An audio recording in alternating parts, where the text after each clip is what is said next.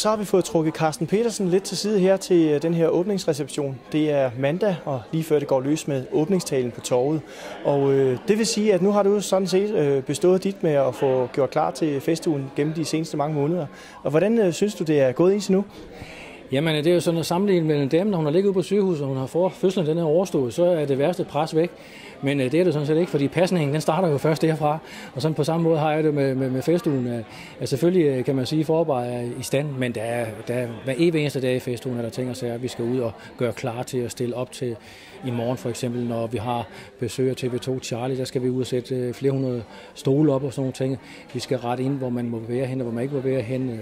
NFH kommer jo med deres lastbil, hvor der skal foregå spændingarrangement forud.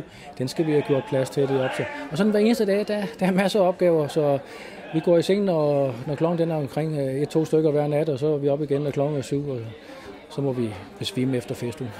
Så du kan ikke holde fri og hvile på laurbærrene endnu?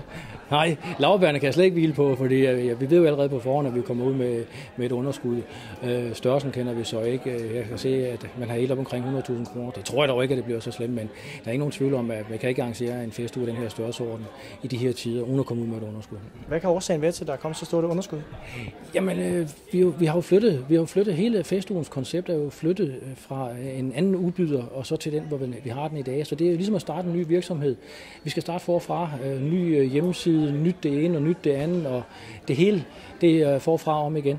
Til eksempel kan man så sige, at de investeringer, vi har gjort i festugen i år, dem skal vi jo så ikke gøre til næste år, eller næste år igen. Så det er sådan en engangsudgift. Men det er jo bare, for det lyder så voldsomt, fordi i festugen får man kun tildelt 1 år ad gangen. Havde man nu 3 år, så siger man, så havde vi jo 2-3 år til at banke det samme igen, så vi kommer ind, og i hvert fald som udgangspunkt, så skal det jo bare festugen bare løbe rundt. Jo. Vi skal ikke tjene penge på festugen. Men der er så også det i det, at, og det kan man også se på alle andre steder hen, at det skorter jo ikke på, at vi ikke har sponsorer.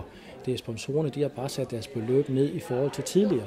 Så der er stadigvæk stor opbakning, men man har ikke så mange penge at gøre godt med, som man har haft tidligere ude af erhvervslivet. Okay. Og jeg ved, du har travlt, fordi lige om lidt, så skal der være åbningstale, og så skal du ned og gøre klar. Vi skal ned og se Marianne, vores kære sekretær inden for ambassaden i København, og så vores egen lokale borgmester, John Breyer. De skal ned og foretage åbningen, så der skal vi ned og være. Tak skal du have. Selv tak.